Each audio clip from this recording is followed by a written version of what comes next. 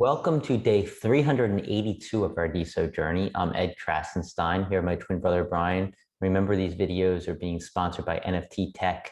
They are an investor in CloutFeed. So Brian, what is the diamond question of the day? Yeah, so today's question is when and how did you first find DeSo? Or maybe it was BitClout back in the day.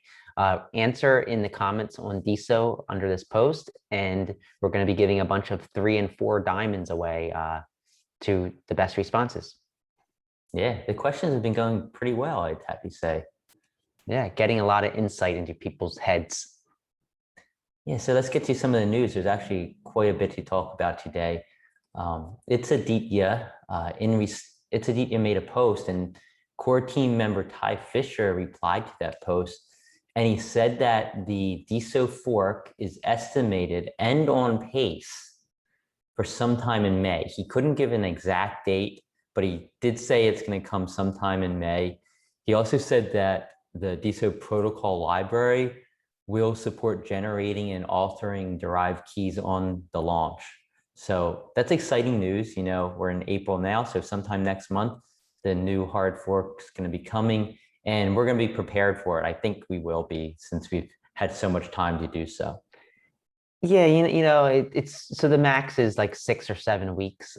It might be sooner, but definitely it's something to look forward to, where there's going to be a lot of significant changes. Of course, DAO is going to launch with that. But yeah, I think sometime in May, things are going to get pretty explosive, hopefully in a good way. Hopefully the ball bearings and the springs aren't falling off the machinery. Hopefully it's explosive in a good way and we see a bunch of new users, but we'll see. And talking about It's Aditya, he's actually teasing something pretty big with his MintAsNFT project that he launched a few weeks ago, I guess right now. But MintAsNFT is that new project that he allows users on Twitter to just tag MintAsNFT at MintAsNFT, and it automatically will create a DeSo NFT of the first tweet in that post. So you're commenting on the tweet that you're commenting on, sorry. And then that person that made that post will have the right to claim that NFT on DeSo. So he's teasing something really big here. I'm really looking forward to seeing what this is, because I think it has the potential to really drive a lot of new users to DeSo. He also shared some stats, and they're pretty crazy, but I want to put it out there that it appears there's some bots, and it even said that there's a lot of bot activity around it. But the MintAsNFT project, they have 5,800 Twitter followers, and it's going up quite consistently. Minted tweets in the last 24 hours has been 2,800. So 2,800 tweets have been minted on DeSo in the last 24 hours. Once again, a lot of this is bot activity, I'm hearing. The unique NFTs claimed, there are 2,050. That's pretty impressive. NFT claimers, that is. So the people claiming. Claimers, yes. Yes, claimers, not NFTs, but the people claiming them. Mintedtweets.com, they've had 6,300 active users in the last 24 hours. Page views have been 100,000 plus. And referrals used in 12 hours is 85. So I'm guessing a significant portion, once again, I think you're overestimating bots. I really do think they're getting a lot of people, because I was actually looking at Open Prosper this morning and seeing all the new accounts that have signed up in the last 2 days. And normally that number is around, have signed up and made a post in the last 2 days. And normally that number is between, I'd say, 50 and around 50 to 75. And today it was 161. So there are a lot of accounts, and I noticed a lot of those accounts going through them were posting about MintAsNFT. So there's some action that's really taking place here. Yeah, and I'd love for It's Aditya to chime in and like let us know what he thinks about bot activity. I know there was a discussion about it on the ChainSurf Discord, but it was kind of hard to follow what his thoughts were on it. But yeah, I think this is definitely he's onto something, right? So he's definitely onto something. he did point out that I'm actually looking at the Discord right now, that the top country, I think, was Indonesia, um, for referrals, I guess. I'm sorry, I'm just kind of going as we're going, so maybe just ignore what I'm saying. But I'd like him to chime in and like let us know, like how many of these are bots in his opinion, how many are actually new users coming on board, and like Ed said, on Open Prosper, the number of users getting paid have even gone up, it appears. So I think something's in the works here, whether it's 100% actual organic traffic. I I'm doubt it's highly 100%, doubting that. but like I said, those accounts I looked at on Open Prosper are only accounts that signed up and created a post of some sort. So Right. that didn't take into account accounts that just signed up, perhaps, just signing up from the referral from MintAsNFT. Yeah. So let's move on. That was a confusing segment, of course, because I kind of skewed things and I was kind of learning as I went. Yeah, so Brian, High Key, they made a new video. Yeah, so Jordan Lindsay put out a video yesterday under the High Key account, but he made this video. It's about 3 minutes in length, and it's basically like, I guess you could say it's kind of like this promo video to like get people outside of DeSo interested in DeSo, and it's called the bull case video, and the bull case for DeSo as well as creator coins. And they say that they think they probably own more creator coins than anybody else on the platform. They said that currently any major celebrity that has a market cap for their creator coin in the 6 figures, this is like a joke, because if things pick up and things blow up like they think, they could see creator coin market caps for some big celebrities reaching the 9-figure area. Of course, this is going to take mainstream adoption, but Just Jordan said that if there's mainstream adoption, there's going to be this huge flow of new celebrities. It's going to be a deluge of new celebrities coming on board onto DeSo, and we're just at the tip of the iceberg. Most people have not heard of DeSo yet. Most celebrities have not heard of DeSo yet, but creator coins should bounce back. He thinks that creator coins will hold significant value if the mainstream adoption of DeSo actually takes place. Yeah, I love what High Key's doing. They're so high on DeSo, and they're so positive about it all the Consistent, time. yeah, consistent. Even when the price is down in the gutter, even when creator coins are really slow, they're still optimistic, still consistently putting out content. So way to go, guys. And still consistently buying DeSo. I know they've bought a lot as the price has gone down. So as many of you were aware, we recently had a DeSo anniversary in Los Angeles. Unfortunately, I believe the only people from Europe who could attend that event, or who did attend, were Bas Van Halen and Martijn Van Halen of NFTZ. And a lot of people in Europe are a bit disappointed. They wanted to be part of the awesome event, but traveling to the US is pretty hard, very expensive, and involves a lot, especially with this COVID stuff still kind of going on a little bit. So they're putting together their own event. It's like a meetup or DeSo anniversary of Europe, I guess you could call it. The DeSo conference. DeSo account is what's handling all of this. I know IZ has a big role in that, and as do several others. But they posted a poll about where the event should take place. And so far, hands down, the winner has been Ibiza, Spain. It's a little island off of Spain, which is beautiful. I can see why it's winning, but the poll's still going on until, I believe, April 15th, so 3 more days. So if you want to vote, I know other places like Helsinki are on there, and several others. I think Amsterdam's on there. So definitely go take part in that at the DeSo_conference DeSo account. Yeah, and I do think it's kind of a shame for the European community, just because, I mean, there's probably just as many Europeans as Americans on DeSo right now. And I think the American group gets kind of favored because the vast majority of the VCs who invested in DeSo, as well as core team members, are from America, mainly from the California area. So I think that when they have events and they can make personal appearance, the core team can make personal appearance, is it kind of favors us. I doubt that there's going to be too many core team members able to travel across the world like on a whim. So it is a shame, but I think this is going to be a great event. And I know that judging from the event that happened, I guess like 6 or 8 months ago in where was it? It was somewhere in Europe as well. It was amazing, They and went all they out. rented a house, huge house with a pool. It was just looked like a great time. So they know how to party. They know how to put on a great event. And I look forward to seeing what they do. If we can make it, I'm not making any promises because it is going to be tough. We would love to be there. But yeah, I love seeing these events take place around the world. Of course, we had the India event that took place at the same time as the LA event a couple weeks ago too. So all over the world, things are happening. Yeah, and tonight in the Netherlands, there's a big event taking place. DeSocial World is going to be hosting their very first hackathon in the Eindhoven Brainport region of the Netherlands.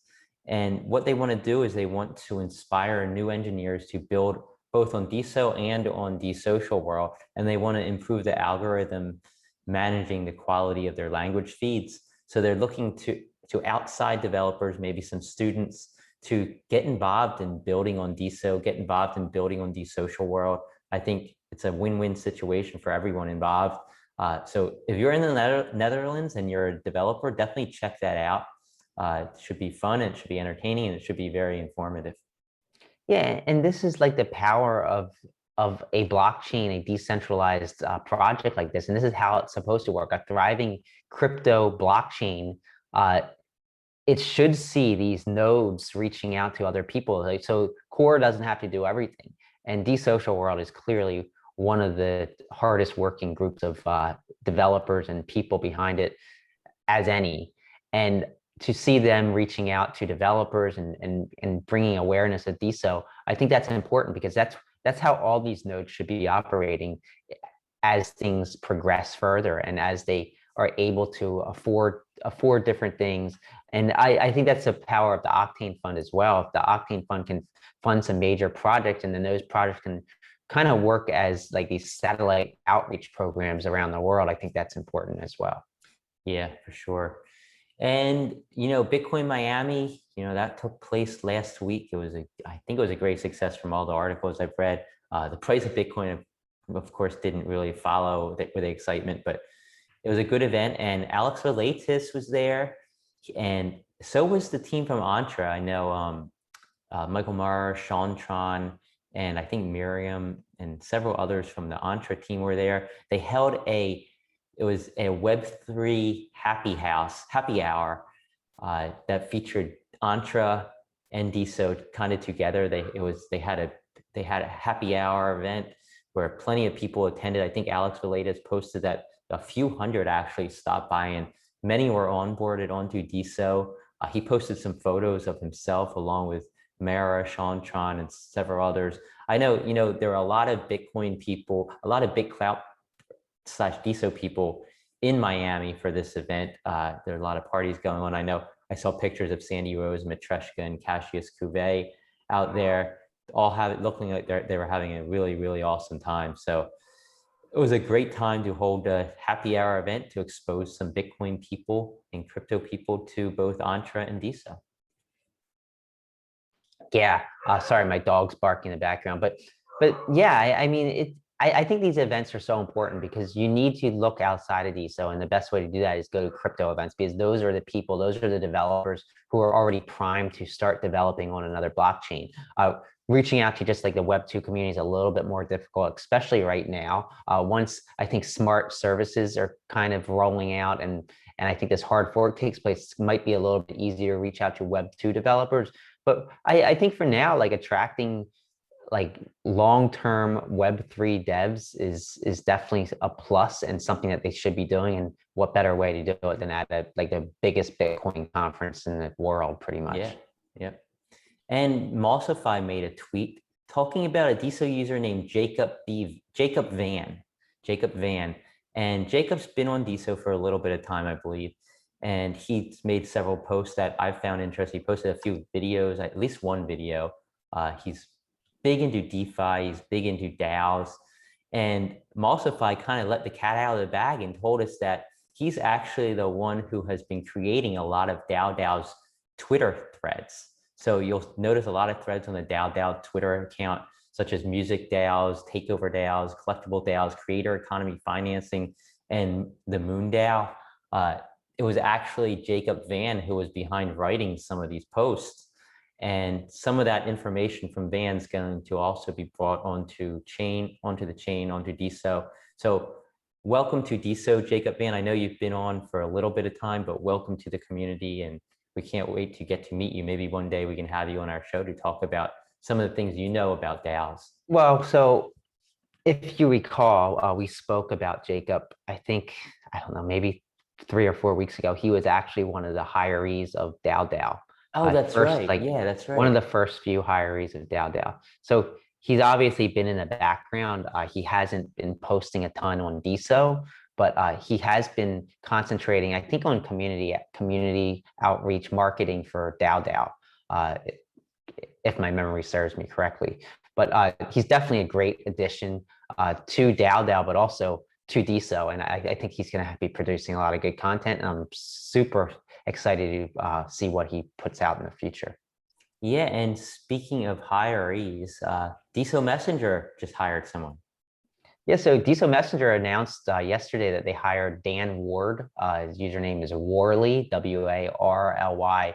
But he's going to be their new lead front-end developer. He has 6 years of experience building consumer-facing products. I think he's going to be a huge addition to DeSo Messenger, and we're all waiting for DeSo Messenger to roll out new features. I'm looking forward to seeing them integrated in other nodes, maybe. And I think that's going to be powerful when like a NFTZ or a Supernovas or a DeSocial World, they can integrate like quick pop-up messages and stuff like that. I'm really looking forward to see what they do, because messaging is a key, I think, pillar of any social platform. And we don't really have something solid from a Web3 perspective quite yet. Yeah, I'm excited. And he's Worley's a front-end developer, so it should be interesting to see how the front end changes. But so you might recall last week, we talked a lot about the hashtag Natter verify Stargazer, please. So of course, Stargazer is a longtime OG of DeSo, and he was finally verified after at least a week of that hashtag trending to the very top of the hashtags, the most used hashtags. So Matreshka, I believe it was her who started this new campaign to get Sandy Rose, another OG of DeSo, verified, and that hashtag is verify Sandy Rose. And no, please. Why isn't there a please at the end? I guess that might not be good. I guess they're not. I'm just kidding. I'm sure it's fine. But so yesterday there are 1,773 posts with that hashtag in it, according to Wow. Open Prosper, which seems almost unbelievable to me. But I guess it's true. I mean, I don't know. Like it just seems like that's a lot of posts. And there's only been 12 accounts using the hashtag, but apparently there's, I don't know, massive posting. I mean, anybody could make 1,200 posts in a day. Yeah, you know, I'm looking at it right now, and there's an account, Silly Snakes, who basically just posted it over and over and over again. So I don't know who Silly Snakes is, but apparently they really want Sandy Rose to be verified. Maybe it's Sandy's pet snake that she has. No, but in reality, I think Sandy deserves to be verified. As we said before, we said Stargazer got the Krasenstein unofficial verification. Sandy Rose also got it. So we'd love to see Sandy get verified. I think there's a lot of people that deserve to be verified. I understand like it's kind of a weird situation for the core team, just because once they start verifying, it's like, where do they stop? And they want to have verifications by association, which I think is a really good idea. And I think it's going to be super important as we move forward with DAOs, because you're going to need to be able to kind of figure out who's who and verify identities as well as like legitimacy of people.